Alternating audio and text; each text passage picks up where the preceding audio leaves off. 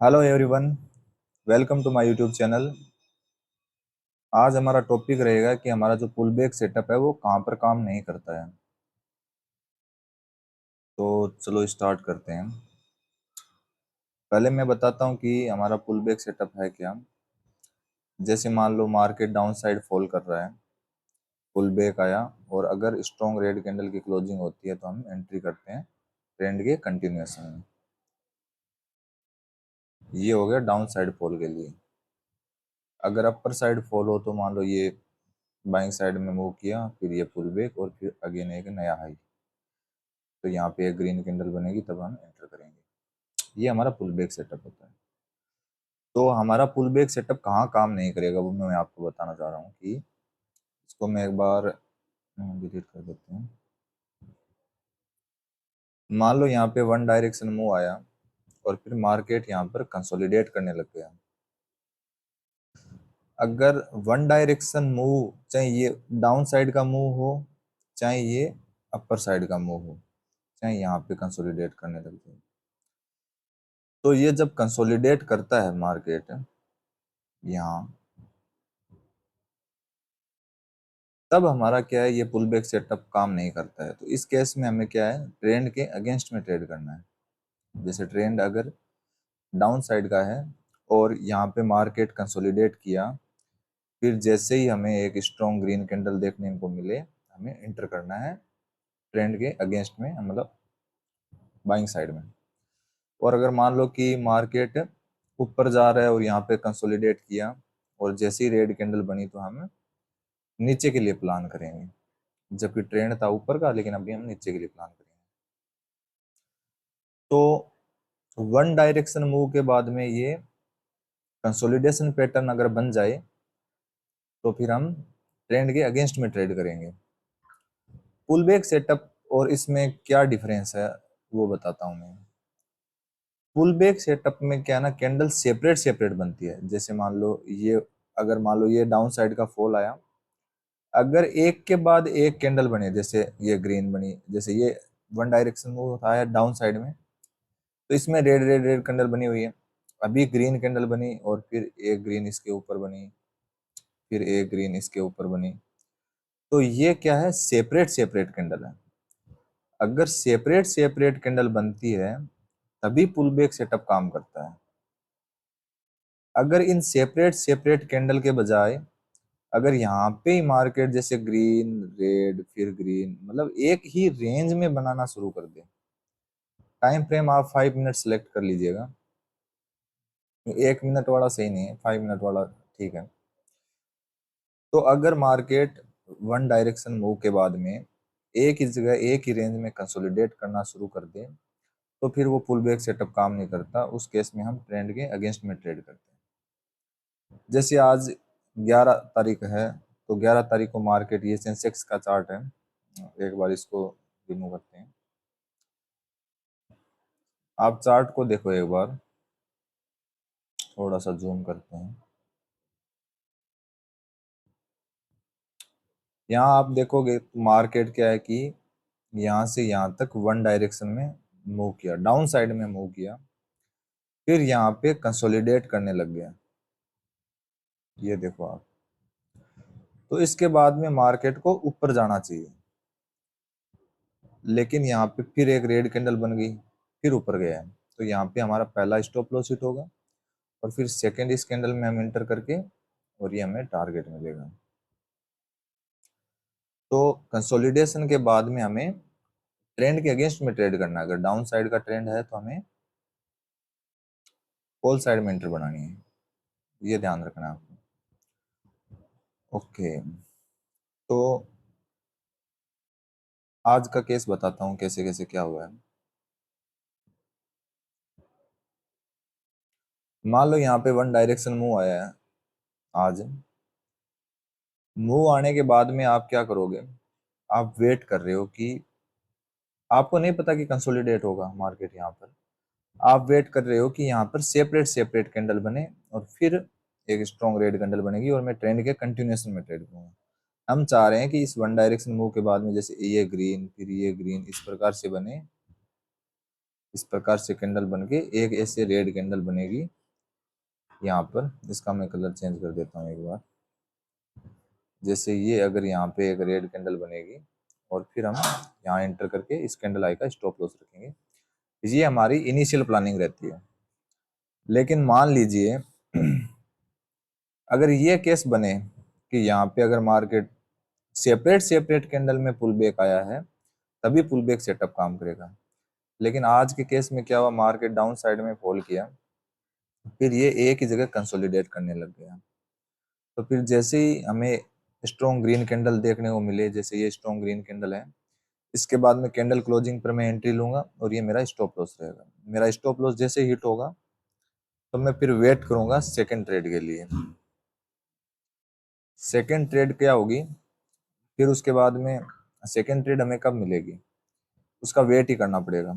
फिर उसके बाद देखो एक रेड बनाई, ये रेड बनाई, उसके बाद फिर ये ग्रीन कैंडल बनाई। तो क्या ये ग्रीन कैंडल बनते ही हम एंट्री कर देंगे? नहीं, एंट्री नहीं करना है, क्योंकि ये इतनी बड़ी रेड कैंडल है। तो जब तक इस रेड कैंडल का टेकआउट नहीं हो जाता, मार्केट बियरिश है, हो सकता है यहाँ पे एक रेड कैंडल और बन जाए। तो इसलिए इस रेड कैंडल का टेकआउट होना बहुत ही ज्यादा जरूरी है। आप चीज देखो, यहाँ पे आपकी पहली ट्रेड थी, यहाँ पे इस ग्रीन कैंडल पर आपने ऊपर के लिए प्लान किया, आपका यहाँ पे स्टॉप लॉस हिट हो गया। जैसे स्टॉप लॉस हिट हुआ तो आपको तुरंत एंट्री नहीं करना है कहीं पर भी, ये रिवर्स रिवर्स वैसे कुछ नहीं करना है।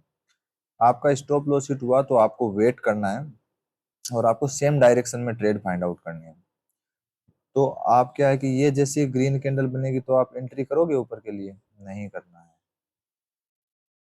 क्यों नहीं करना है?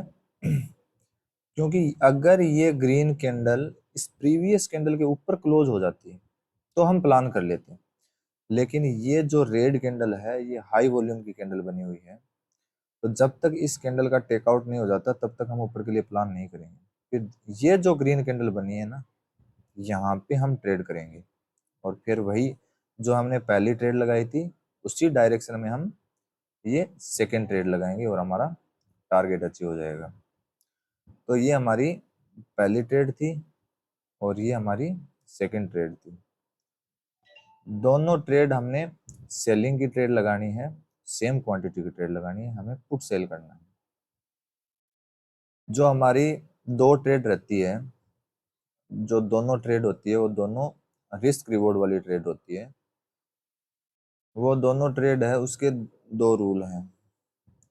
फर्स्ट रूल है कि दोनों ट्रेड सेलिंग की लगानी है और दोनों ट्रेड सेम क्वांटिटी की लगानी है। और अगर दोनों ट्रेड में स्टॉप लॉस हिट हो जाए तो फिर उस दिन रिस्क रिवॉर्ड वाली कोई ट्रेड नहीं करनी है, सिर्फ स्कैल्पिंग करनी है। अब आज मान लो पहली ट्रेड में हमें लॉस हो गया, तो सेकंड ट्रेड आपको तुरंत नहीं करनी है, उसमें आपको वेट करना है। ये जैसे 5 मिनट टाइम फ्रेम की कैंडल है, तो सेकंड ट्रेड आपको कब मिलेगी ये देखो, कितनी देर बाद में लगभग 1 2 3 4 5 6 7 8 9, लगभग 40 to 45 मिनट बाद में आपको सेकंड ट्रेड मिली है।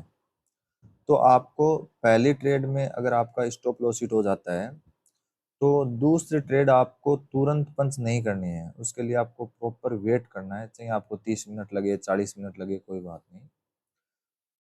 उसके बाद में आपको सेकंड ट्रेड प्लान करनी है। सेकंड ट्रेड में अगर लॉस हो जाता है फिर आप उस दिन रिस्क रिवॉर्ड वाली कोई भी ट्रेड प्लान नहीं करोगे। तो उस दिन आप रिस्क रिवॉर्ड वाली कोई भी ट्रेड प्लान नहीं करोगे।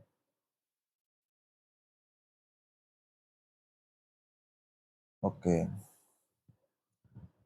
फिर आप जहां पर मोमेंटम दिखे वहां पर आप स्कैल्पिंग कर लोगे।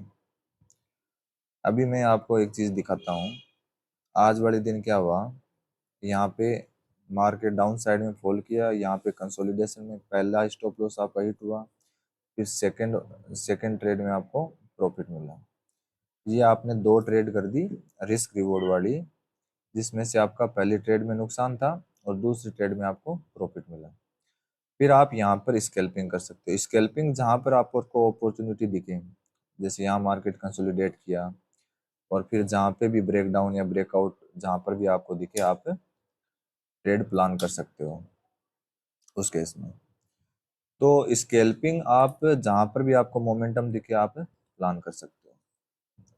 तो अभी जो हमारा पुल बैक सेटअप जहाँ काम नहीं करता है वो दिन देखते हैं कि कहाँ काम नहीं करता है।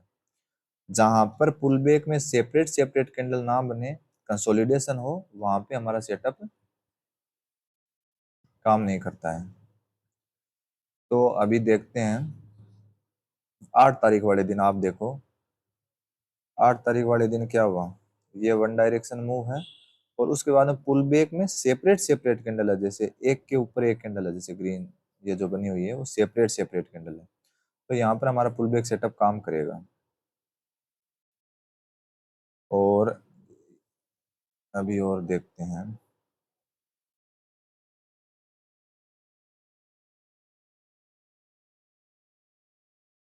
ये वन डायरेक्शन मूव है, फिर ये पूरा ही रिकवर हो गया यहाँ पे। इधर तो मार्केट खुलते ही कंसोलिडेट हुआ, तो जिधर भी ब्रेकआउट हो, ऊपर हो चाहे नीचे हो, ट्रेड प्लान करना है। यहाँ पे आप देखो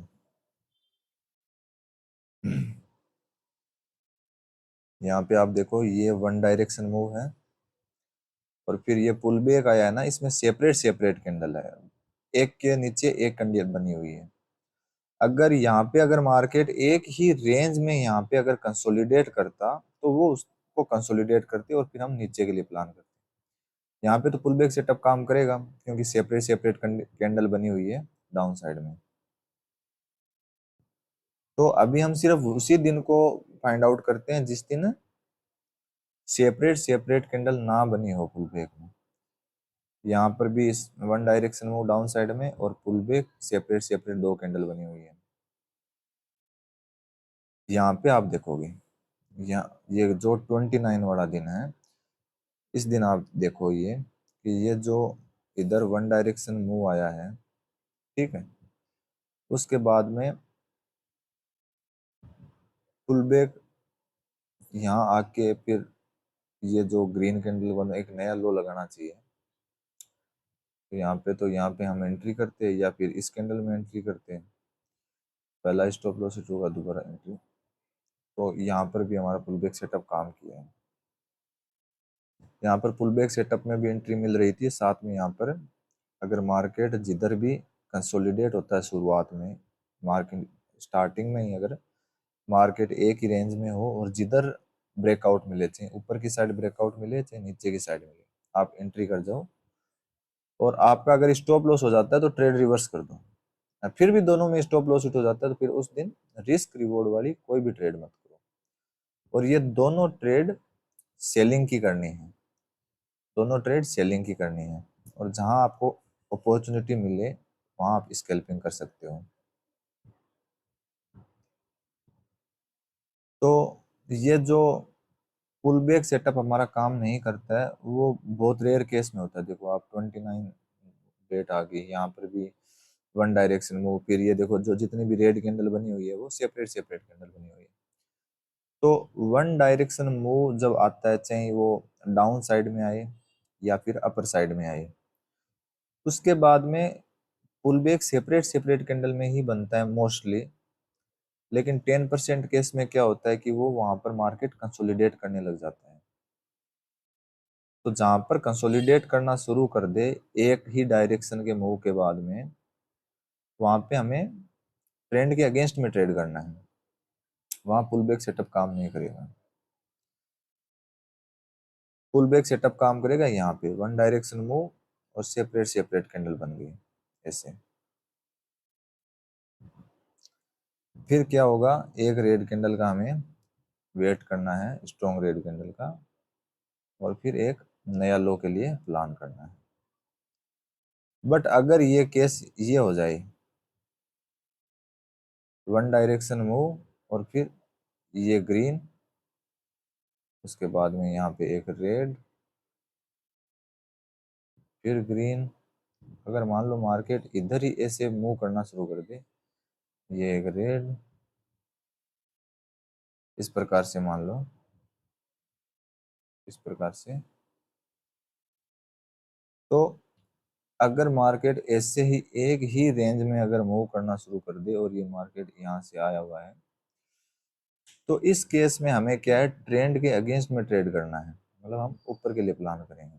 अगर हमारा स्टॉप लॉस हिट हो जाता है तो सेकंड ट्रेड भी हम सेम डायरेक्शन में प्लान करेंगे। जैसे मान लो यहाँ पर हमारा स्टॉप लॉस हिट हो गया, ऐसे कैंडल बना दी, स्टॉप लॉस हिट हो गया, फिर जैसे इस कैंडल का टेकआउट होगा फिर हम वापस ऊपर के लिए प्लान करेंगे। ये दोनों ट्रेड हमारी रिस्क रिवॉर्ड वाली होगी। तो सिंपल सी बात है कि जहाँ पर ये सेपरेट सेपरेट कैंडल नहीं बनती है, मार्केट एक ही रेंज में मूव करने लग जाता है, कंसोलिडेट करना शुरू कर देता है एक ही डायरेक्शन के मूव के बाद में, तो फिर वहाँ पुल बैक सेटअप काम नहीं करता। उस केस में हम ट्रेंड के अगेंस्ट में ट्रेड करते हैं। तो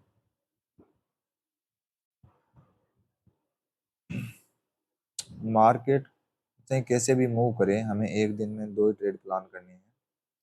दोनों ट्रेड सेलिंग की होगी और दोनों ट्रेड रिस्क रिवॉर्ड वाली होगी। और उन दोनों ट्रेड को पंच करने के सिर्फ 2 ही रूल हैं, एक तो सेलिंग वाली ट्रेड और सेम क्वांटिटी में पंच करना है उसको। और अगर मान लो पहली ट्रेड में लॉस हो जाता है पुल बैक में, तो दूसरी ट्रेड भी हम सेम डायरेक्शन में करेंगे, क्योंकि सेकेंड लेग पुल बैक भी आता है। और अगर कंसोलिडेशन में अगर हमारा स्टॉप लॉस हिट होता है तो फिर वेट करना है सेम डायरेक्शन के लिए। अगर कहीं ब्रेकआउट और ब्रेकडाउन कैंडल पर आप एंट्री लिए हो और फिर स्टॉप लॉस हिट हो जाए तो ट्रेड रिवर्स कर दो। तो आप इस प्रकार से प्लान कर सकते हैं। ओके गाइज, मिलते हैं नेक्स्ट वीडियो में।